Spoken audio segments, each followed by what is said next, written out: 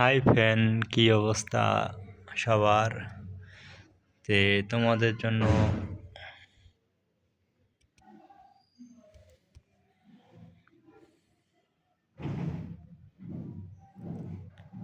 cement